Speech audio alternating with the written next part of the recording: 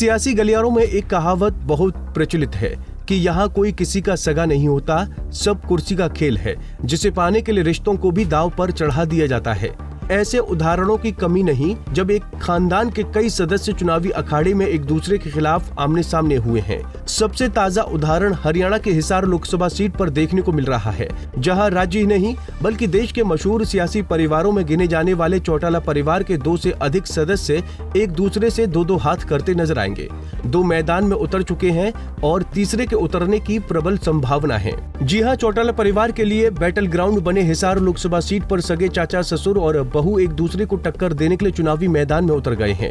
BJP ने ताऊ देवीलाल के सबसे छोटे बेटे चौधरी रणजीत सिंह चौटाला को सबसे पहले यहां से अपना प्रत्याशी घोषित कर दिया।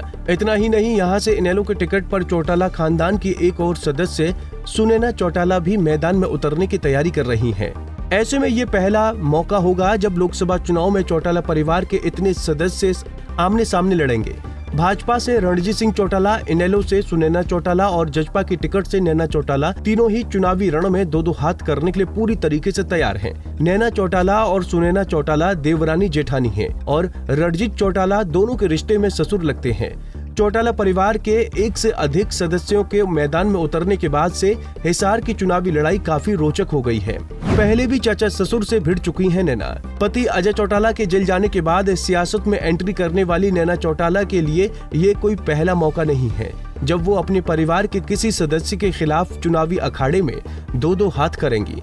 नैना इससे पहले अपने चाचा ससुर डॉक्टर केवी सिंह को 2014 के विधानसभा चुनाव में डबवाली सीट पर हरा चुकी हैं।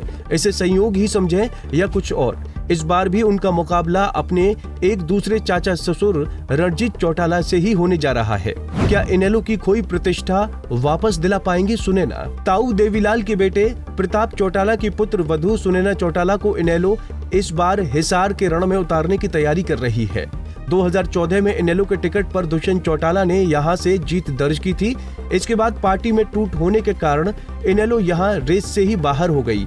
ऐसे में कॉलेज लाइफ के दौरान छात्र नेता रही सुनैना क्या यहां इनेलो को उसकी खोई हुई प्रतिष्ठा वापस दिला पाएंगी? देखना दिलचस्प होगा। सुनैना 2019 से राजनीति में एक्टिव है और इनेलो के महिला विंग के कामकाज को संभाल रही हैं। कुल मिलाकर देवरानी जेठानी और चाचा ससुर के बीच दिलचस्प इस चुनावी जंग में कौन किस पर भारी पड़ता है, ये तो 4 जून को आने वाले चुनाव नतीजे बताएंगे। Bureau report, Punjab Kesari TV. हमसे जुड़े रहने के लिए हमारे YouTube चैनल को सब्सक्राइब करें और नई वीडियो की नोटिफिकेशन के लिए बेल आइकॉन को दबाएं। अगर आप ये वीडियो Facebook पर देख रहे हैं तो लाइक जरूर करें और ज्यादा से ज्यादा शेयर करें। धन्यवाद।